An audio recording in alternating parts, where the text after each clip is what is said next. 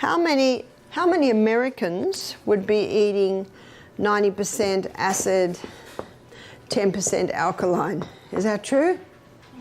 No wonder cancer and heart disease are neck to neck for the #1 killers in the world today. Far more people die from alcohol-related diseases, far more people die from tobacco-related diseases, and yet they're not banning tobacco or alcohol, are they? That's why the deaths to COVID fade into insignificance against all of these. Meet Dr. Barbara O'Neill, a strong believer that nature hides simple solutions for staying energetic and disease-free. She promotes food as one of the most effective natural medicines. Her approach to wellness is holistic and natural, and thousands have found her advice truly helpful. In today's video, she's going to talk about 9 of the most harmful foods that can fuel cancer. Cancer loves acid. Cancer also loves no oxygen. So knowing those things, it makes a lot of sense to alkalize the tissues. According to Dr. O'Neill, cancer thrives in acidic conditions, and eating too many acidic foods can upset the balance inside our cells. While our body requires both acidic and alkaline foods, balance is essential. Once acidity takes over, it creates the perfect ground for cancer cells to grow. pH means potential hydrogen. And when you dissolve acid in a solution, it gives off hydrogen ions. When you dissolve alkaline in solution, it gives off hydroxy ions. So the pH scale is potential hydrogen, potential hydroxy. So I'll do it in everyday language now. It's the acid-alkaline balance. So up one end, we have acid. And up the other end of the acid-alkaline scale, we have alkaline. And in the middle, we've got neutral. Neutral is neither acid nor alkaline. So the acid scale, it's 0, alkaline, it's 14, and in the middle, 7 is neutral. Blood has a reading on the pH scale, and blood's reading on the pH scale is between 7.35 and 7.4. It will always be within that range. If blood pH does go up to 8, that person will go into a coma and die of alkalosis. If blood pH drops down to 7.22, that person will go into a coma and die of acidosis. So there cannot be much variation there, and we don't need to worry about the pH of our blood, because there are 2 organs that are constantly keeping it within that range. One is your lungs, and this explains why you start breathing very deeply when you exercise. We don't choose to breathe deeply, do we? But when we're getting to the top of that hill, you're starting to breathe very deeply, especially if you run up the hill. Well, why does that happen? Well, the cells need more oxygen. Remember, more oxygen gives you a better delivery of fuel. Plus, as the oxygen and the glucose are being burnt, they're giving off carbon dioxide. They're giving off carbon dioxide, and that has to be got rid of, because if it doesn't, the carbon dioxide builds up in the blood and that creates a more acid environment. So that is why we start breathing deeply.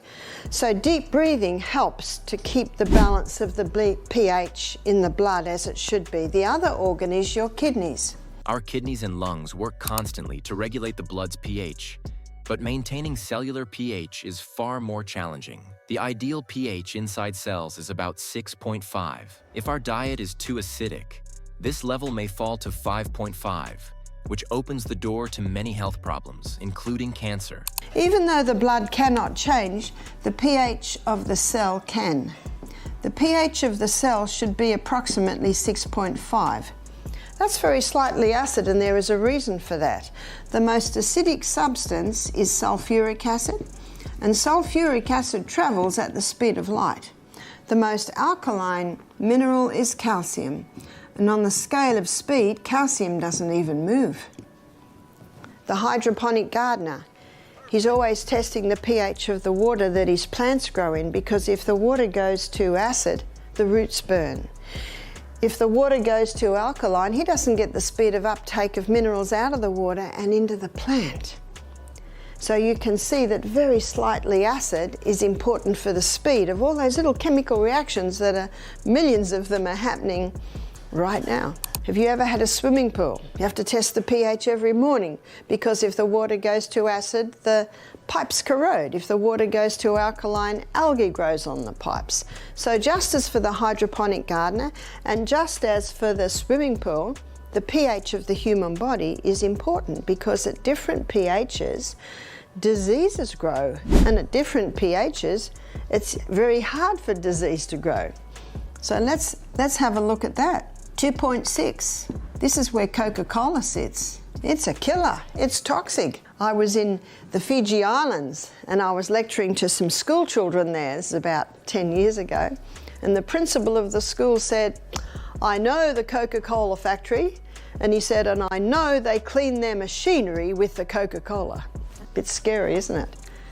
The gardener, he aims for a soil pH of 6.5.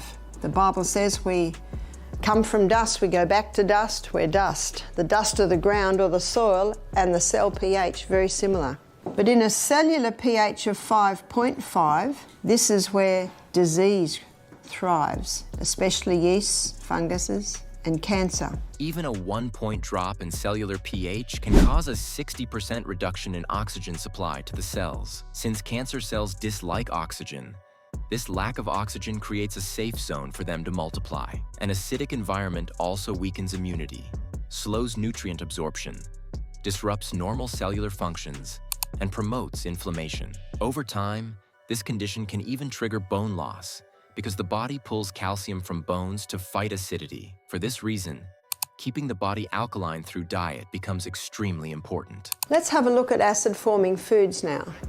These acid-forming foods are high in the acid-forming minerals, which is phosphorus, sulfur, and chlorine.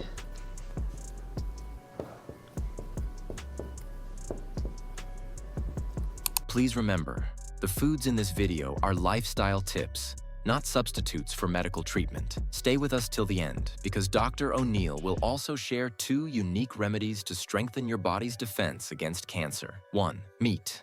The meat is not in a good state today. But even if you did live on a mountaintop and everything was organic, it still is not the most superior diet, because when meat breaks down in the body, it leaves a very acid residue. And in the book China Study, Dr. Colin Campbell, he shows how he could turn cancer cells on and off by the amount of meat and dairy products that he was giving to the rats.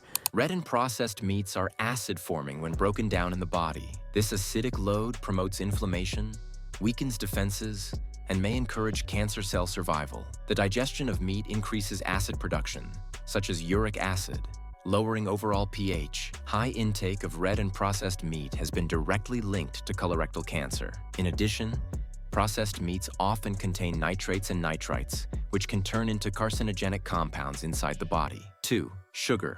The most acid-forming substance you can put into your body is the pure crystallized acid that's been extracted from the sugarcane plant.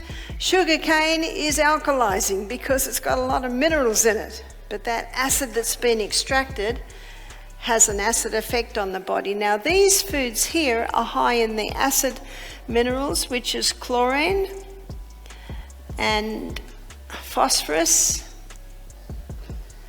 and sulfur. So these are the foods that are higher in the acid-forming minerals. Cancer cells are sugar hungry. They consume glucose at much higher rates than normal cells, a process known as the Warburg effect. Excess sugar not only feeds them, but also produces acidic waste products that further acidify the body. Overconsumption of sugar also raises the risk of obesity, a major contributor to breast, pancreatic, and colorectal cancers.